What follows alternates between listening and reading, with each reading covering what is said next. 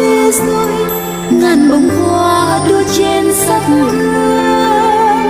con hãy dâng lên mẹ, mẹ là